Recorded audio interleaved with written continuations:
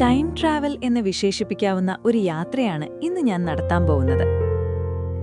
തിളച്ചുമറിയുന്ന Dutch നഗരത്തിൽ നിന്നും 17ാം നൂറ്റാണ്ടിലെ ഡച്ച് ഗ്രാമത്തിലേക്ക് ഒരു റിവേഴ്സ് യാത്രയാണിന്ന്. സമുദ്രനിരപ്പിന് താഴെ സ്ഥിതി ചെയ്യുന്ന ഒരു പുരാതന ഗ്രാമം തേടിയുള്ള യാത്ര. കടൽ മാർഗം കേരളത്തിലെത്തി 1.25 നൂറ്റാണ്ടുകാലം കൊച്ചിയെ ഭരിച്ച രാജ്യമാണ് ഡച്ച്, അഥവാ ഇന്നത്തെ നെതർലൻഡ്സ്. ഡച്ച് കാലഘട്ടത്തിന്റെ ചരിത്രാവശിഷ്ടങ്ങൾ ഇന്നും കൊച്ചിയിൽ നമുക്ക് കാണാൻ പറ്റും. എന്നാൽ ആ കാലഘട്ടത്തിൽ ഡച്ച് എന്ന രാജ്യവും അന്നത്തെ അവരുടെ ജീവിത രീതിയും കപ്പലോട്ടങ്ങൾക്ക് കരുത്തേകിയ യന്ത്ര സംവിധാനങ്ങളുമൊക്കെ എങ്ങനെയായിരുന്നു എന്ന് കാണുവാനാണ് നമ്മളിന്ന് പോകുന്നത്.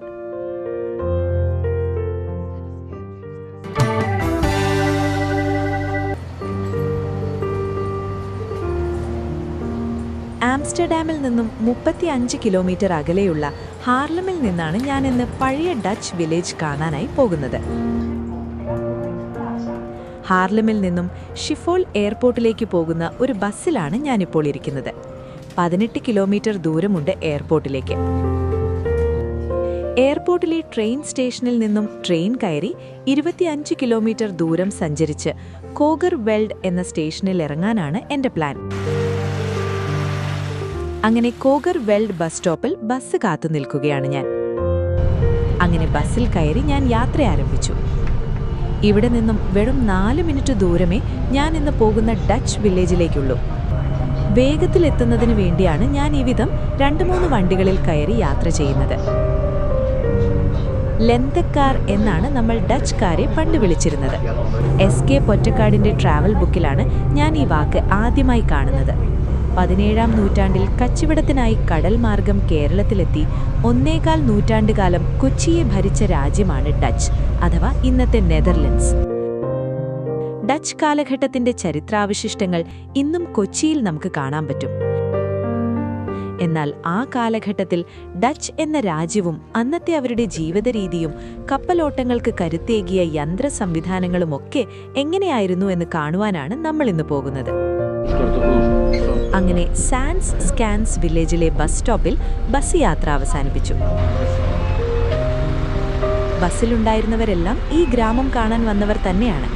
ബസ് സ്റ്റോപ്പിനോട് ചേർന്ന് കിടക്കുന്ന വഴിയിലൂടെ ഞാൻ ഡച്ച് ഗ്രാമത്തിലേക്ക് നടന്നു. സഞ്ചാരികൾ തമാശകൾ പറഞ്ഞ് ചിരിച്ചുല്ലസിച്ച് മുന്നോട്ട് നടക്കുകയാണ്. ഇന്നലത്തേതുപോലെ ഇന്നും അന്തരീക്ഷത്തിന് വലിയ തെളിച്ചമൊന്നുമില്ല.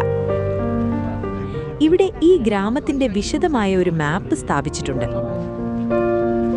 17-18 നൂറ്റാണ്ടുകളിൽ എങ്ങനെയായിരുന്നുവോ നെതർലൻഡ്സ് ഉണ്ടായിരുന്നത്, അതേ രൂപത്തിൽ ഇപ്പോഴും സ്ഥിതി ചെയ്യുന്ന ഒരു ഡച്ച് ഗ്രാമത്തിലാണ് നമ്മൾ എത്തിയിരിക്കുന്നത്.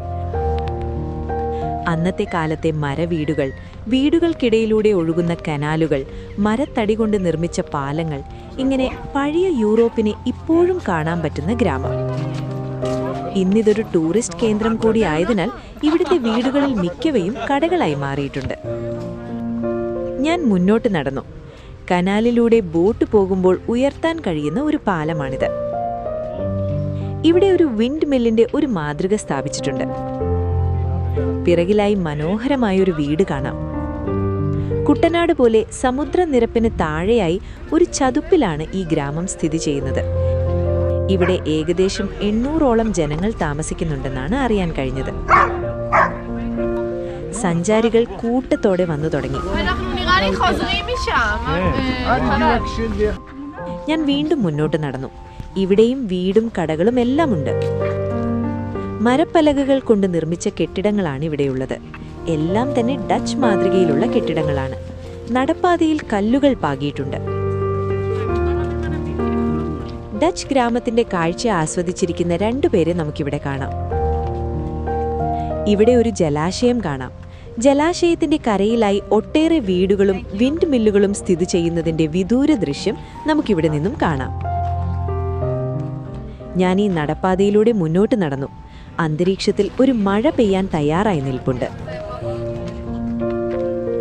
പിന്നെ ഞാൻ പോയത് ഈ ഡച്ച് ഗ്രാമത്തിലെ അതിമനോഹരമായ ഒരു വ്യൂ പോയിന്റിലേക്കാണ്. വാക്കുകൾ കൊണ്ട് പറഞ്ഞറിയിക്കാൻ പറ്റാത്തതാണ് ഇവിടുത്തെ ഈ സമയത്തെ എൻ്റെ കാഴ്ച അനുഭവങ്ങൾ. ഒരു ഫോട്ടോ ഫ്രെയിം പോലെ സുന്ദരമായൊരിടം. സഞ്ചാരികൾ എല്ലാവരും ഇവിടെ നിന്ന് ഫോട്ടോ എടുത്തുകൊണ്ടേയിരിക്കുകയാണ്. ഇവരുടെ എല്ലാം ലൈഫിലെ ഏറ്റവും മനോഹരമായ ഫോട്ടോസ് ഇവിടുത്തേതായിരിക്കും എന്നെനിക്ക് ഉറപ്പുണ്ട്.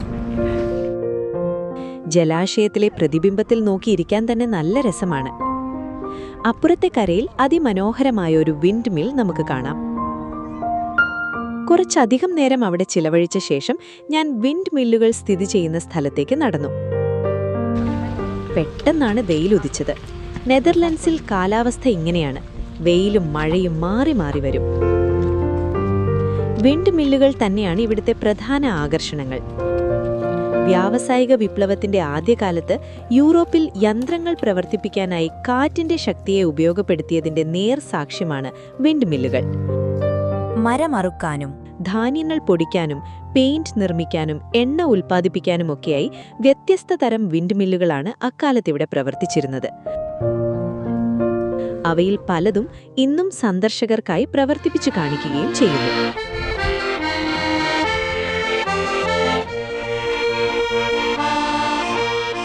ഇവിടെ ഇരുന്ന് ഒരു അപ്പൂപ്പൻ മ്യൂസിക് ഉപകരണം വായിച്ച് സഞ്ചാരികളെ ആകർഷിക്കുകയാണ്. സഞ്ചാരികൾ അദ്ദേഹത്തിന്റെ കൂടെ നിന്ന് ഫോട്ടോയും വീഡിയോയും എടുക്കുന്നതും നമുക്കിവിടെ കാണാം. യൂറോപ്പിൽ എല്ലായിടത്തും ഇതുപോലെ സംഗീത പ്രകടനം കാഴ്ചവെച്ച് സഹായം സ്വീകരിക്കുന്നവരെ കാണാൻ പറ്റും.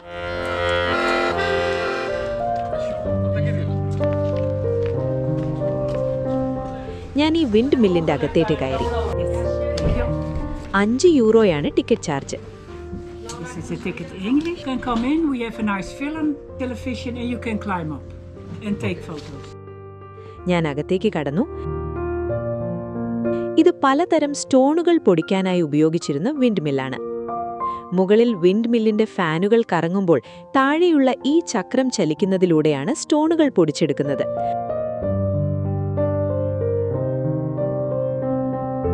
അത് വിശദീകരിക്കുന്ന ഒരു വീഡിയോ പ്രദർശനം ഇവിടെ കാണാം. അന്നിവിടെ ജോലി ചെയ്തിരുന്നവരുടെ ചിത്രങ്ങളും മറ്റും നമുക്കിവിടെ കാണാം. പല നിലകളിലായാണ് ഈ മിൽ നിർമ്മിച്ചിരിക്കുന്നത്. ഇത് താഴത്തെ നിലയാണ്. ഞാൻ മരത്തിൽ പണിതിരിക്കുന്ന ഗോവണിയിലൂടെ മുകളിലേക്ക് കയറി. ഈ നിലയിൽ മൊത്തം പൽചക്രങ്ങളാണ്. വിൻഡ് മില്ലിന്റെ പ്രധാന യന്ത്രഭാഗങ്ങൾ ഇവിടെയാണുള്ളത്. ഇതൊക്കെ എന്താണെന്ന് പറഞ്ഞു തരാൻ എനിക്കറിയില്ല. എന്തായാലും താഴെ നടക്കുന്ന സ്റ്റോൺ പൊടിക്കൽ പ്രവർത്തനത്തിന് ഊർജം പകരുന്ന യന്ത്രങ്ങളാണ് ഇവിടെയുള്ളതെന്ന് മാത്രമേ എനിക്ക് പറയാനറിയൂ. ഇവിടെ ഒരു ബാൽക്കണി പോലുള്ള ഏരിയ ഉണ്ട്. ഇവിടെ നിന്ന് നോക്കിയാൽ നമുക്ക് ഈ ഗ്രാമത്തിന്റെ 360 കാഴ്ച കാണാൻ സാധിക്കും. ഞാൻ നേരത്തെ നടന്നു വന്ന വഴികളും ജലാശയവും ഗ്രാമത്തിലെ വീടുകളും നടപ്പാതയിലൂടെ നടന്നു പോകുന്ന സഞ്ചാരികളെയുമെല്ലാം നമുക്കിവിടെ നിന്നും കാണാം. ഇതിന്റെ മുകളിലാണ് ഫാനുകൾ ഘടിപ്പിച്ചിരിക്കുന്നത്. അവിടേക്ക് സഞ്ചാരികൾക്ക് പ്രവേശനമില്ല. ഞാൻ വിൻഡ് മില്ലിൽ നിന്നും പുറത്തേക്കിറങ്ങി. ഓരോ വിൻഡ് മില്ലിനും വ്യത്യസ്തമായ ആവശ്യങ്ങളാണുള്ളത്. ചിലത് ധാന്യം പൊടിക്കാനും മറ്റു ചിലത് മരമറുക്കാനും ഉപയോഗിക്കുന്നു. കാറ്റിന്റെ ശക്തി ഉപയോഗിച്ച് മില്ലിലെ ഈർച്ചവാളുകൾ പ്രവർത്തിപ്പിച്ച് മരമറുത്താണ് അന്ന് വിവിധ ആവശ്യങ്ങൾക്കുള്ള മരപ്പലകകൾ നിർമ്മിച്ചത്. ഈ മില്ലുകളിൽ നിന്നുള്ള പലകകൾ ഉപയോഗിച്ചാണ് ഡച്ചുകാർ പായ്ക്കപ്പലുകൾ നിർമ്മിച്ച് ലോകമെമ്പാടും കോളനികൾ സ്ഥാപിക്കാൻ യാത്ര ചെയ്തത്. സമുദ്രനിരപ്പിൽ നിന്നും താഴെ സ്ഥിതി ചെയ്യുന്ന നെതർലൻഡ്സിൽ കടലിൽ നിന്നും വെള്ളം പുറത്തേക്ക് പമ്പ് ചെയ്തു കളയാൻ വിൻഡ് മില്ലുകളെ ഡച്ചുകാർ നൂറ്റാണ്ടുകളായി ഫലപ്രദമായി ഉപയോഗിക്കുന്നു. ഈ വിധം വിൻഡ് മില്ലുകൾക്ക് പറയാനുള്ളത് ഡച്ച് ജനതയുടെ അതിജീവനത്തിന്റെ കഥ കൂടിയാണ്. ഞാൻ ഈ ഗ്രാമത്തിന്റെ വിവിധ വഴികളിലൂടെ പിന്നെയും അലഞ്ഞു നടന്നു. ഗ്രാമവാസികളുടെ ആടുകളും താറാവുമെല്ലാം നമുക്കിവിടെ കാണാൻ പറ്റും. ഇടയ്ക്ക് ചില സഞ്ചാരികളുമായി യാത്രകളെക്കുറിച്ച് സംസാരിച്ചു. ഏകദേശം 800 പേർ വസിക്കുന്ന ഈ ഗ്രാമത്തിൽ പ്രതിവർഷം 15 ലക്ഷത്തിലധികം ടൂറിസ്റ്റുകൾ എത്തുന്നു എന്നാണ് കണക്കുകൾ കാണിക്കുന്നത്. ഒരു ഗ്രാമത്തെ തേടി ലോകത്തിന്റെ പല കോണുകളിൽ നിന്നും സഞ്ചാരികൾ എത്തുന്ന ഈ കാഴ്ച നമ്മൾ ഗ്രാമീണരായ മലയാളികൾ കണ്ടുപഠിക്കേണ്ടുന്ന കാര്യം തന്നെയാണെന്ന് എനിക്ക് തോന്നി. വിൻഡ് മില്ലുകളും ഇങ്ങനെയുള്ള കൊച്ചു കൊച്ചു യന്ത്രങ്ങളുമൊക്കെ ഉണ്ടായിരുന്നപ്പോഴാണ് ഡച്ചുകാർ കേരളത്തിലെത്തി നമ്മെ പതിറ്റാണ്ടുകളോളം ഭരിച്ചതെന്നത് ഇവിടെ നിൽക്കുമ്പോൾ ഞാൻ ഓർത്തുപോകുകയാണ്.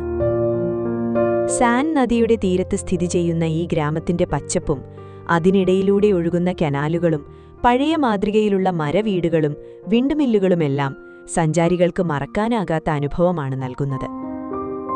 ചുരുക്കത്തിൽ, ആധുനികതയുടെ തിരക്കുകളിൽ നിന്നും മാറി ഭൂതകാലത്തിലേക്കൊരു യാത്ര പോകാൻ ആഗ്രഹിക്കുന്ന ഏതൊരാളും സന്ദർശിക്കേണ്ട മനോഹരമായൊരിടമാണ് സാൻ സെയ്സ്കാൻസ്.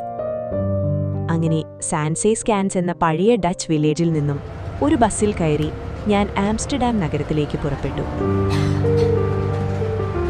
ഇന്നത്തെ യാത്രയുടെ കാഴ്ചകളും വിശേഷങ്ങളും ഇവിടെ അവസാനിക്കുന്നു.